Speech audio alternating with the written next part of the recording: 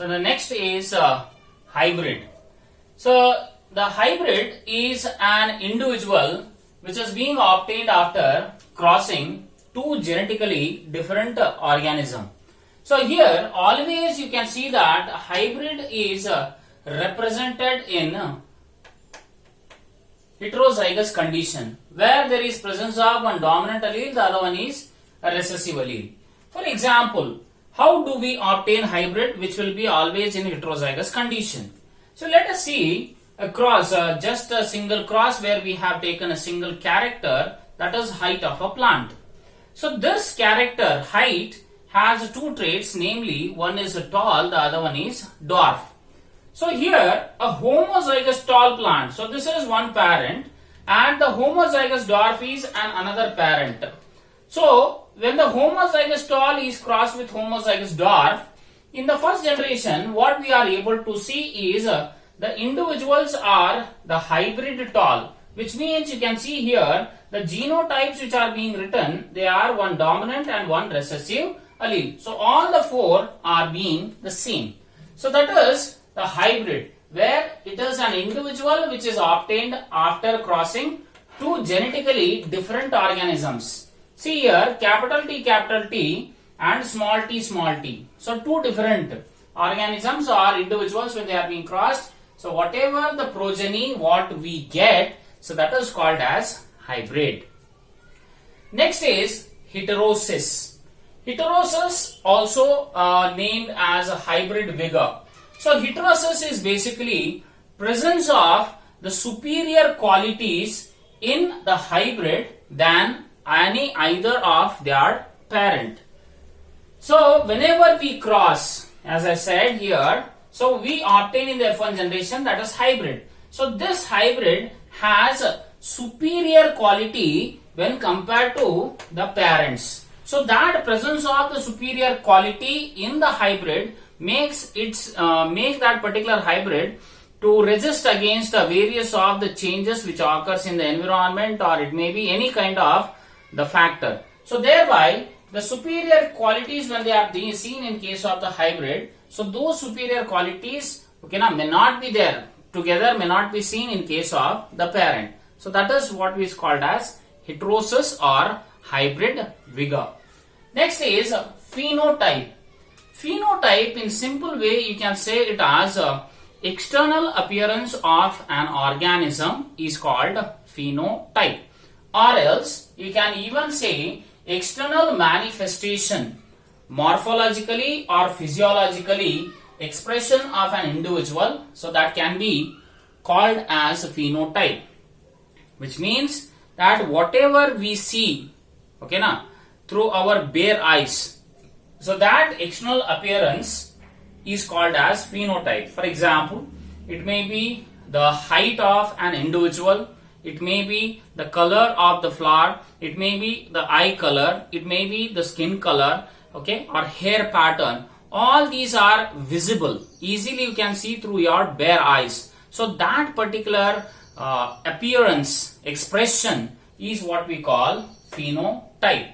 So phenotype can be seen either it may be like whenever there is presence of two dominant alleles also, so that will be expressing one particular trait, that is tall. Whenever the alleles are in heterozygous condition, so that was also expressing the same phenotype, that is capital T represents tall, capital T small t also represents tall. And if there is a possibility, if both the alleles are in recessive condition, then the phenotype here gets changed, altered. So that is a recessive. So whatever appearance is there externally, what we can see through our bare eyes, so that is what we call phenotype. Next is phenotype may get influenced by that of the environment. So phenotype may change if there is a change in that of the environment. So that is phenotype. Whereas a genotype is the genetic constitution of an individual with respect to one of the gene or it may be one or more the character. So genotype, basically here we are focusing about the genetic part, that is a genetic constitution, and this genotype, okay, which is present of a character will decide the phenotype. So for example, as I said, see, when there are presence of two recessive alleles, then the phenotype will be dwarf.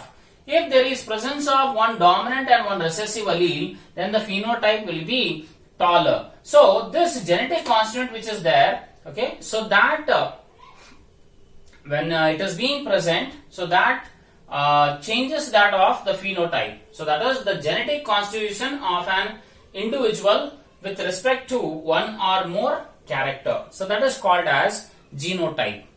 Next is selfing. Sorry, before selfing, phenotype and genotype are these two words which are being coined by Johansson in the year 1911. So next terminology is called as selfing, or you can commonly call it as a self-hybridization. So what actually it means? It means that union or fusion of the male and female gametes from the same haploid or diploid organism. See, for example, here in this particular example, I have shown you that F1 generation is having all our hybrid talls, which means capital T and small t.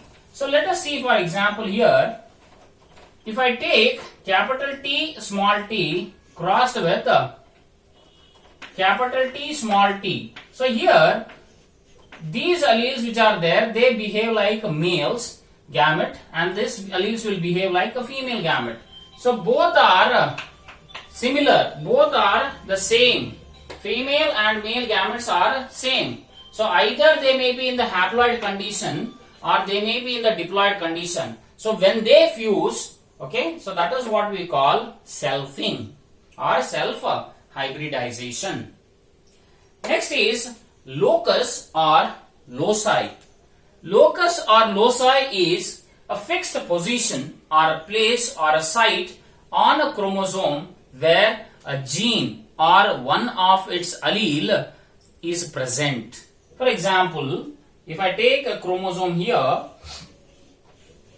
okay now, and if I show that this is a particular place, that is a particular site or a position where there is presence of an allele, so respect to that of that other place, that is the same place which is being present, so there may be presence of another allele.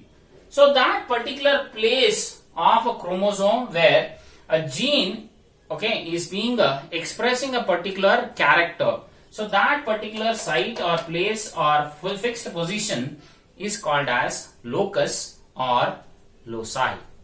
Next one is F1 generation, or also called as first filial generation. So filial, the word filial here refers to, that is the son or a daughter which is being produced, that is nothing but a progeny. So what or how do you define F1 generation?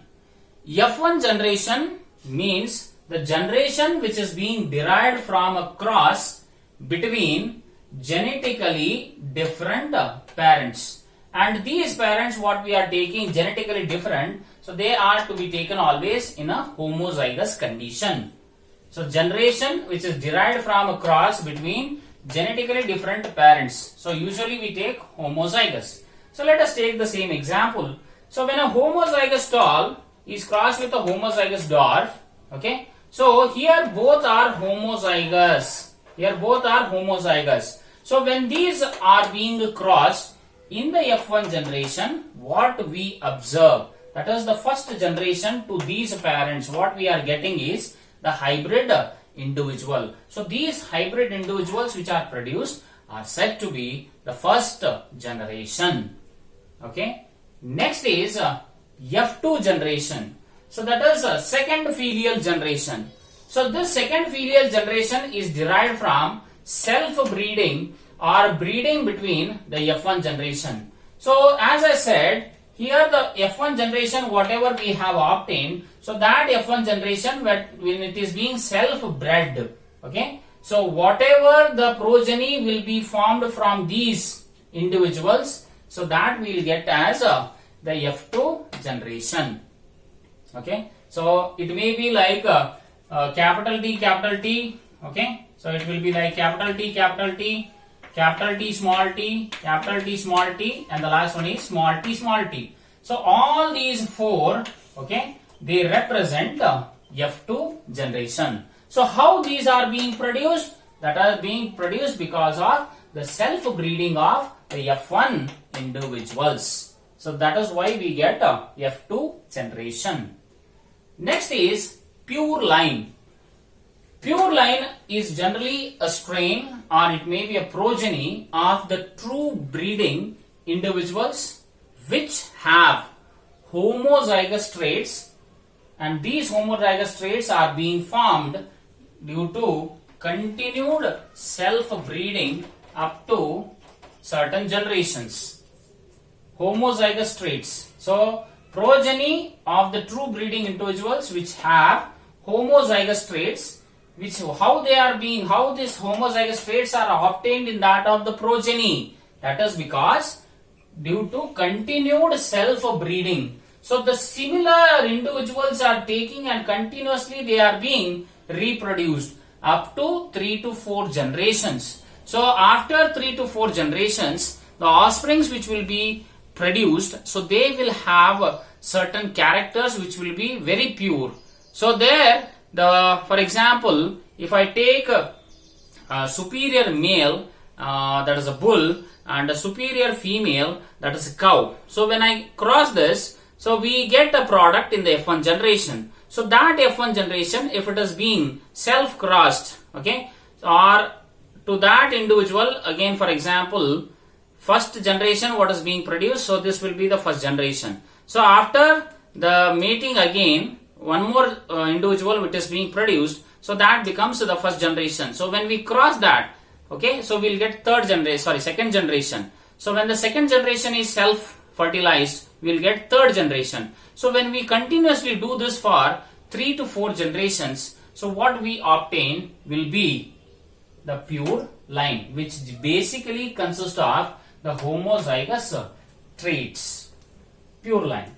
Next is Punnett square. So Punnett square, the word Punnett, because here this Punnett square was being developed by Reginald Punnett in the year 1927. So thereby the name is there, that is called as Punnett square, or it is commonly called as a checkerboard, where we draw the box, the square box, and we determine the genotypes of the individual.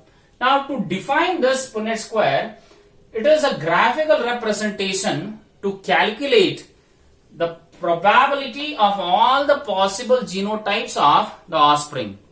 Okay, now so what we are doing here is, whatever the probability of all the genotypes, means what will be the genotype of the offspring, so that will be seen. So whatever the possible type of genotypes can be determined. So when we do that, so that is what we get is the board, that is a checkerboard or Punnett square. Say for example, I will take the same example again.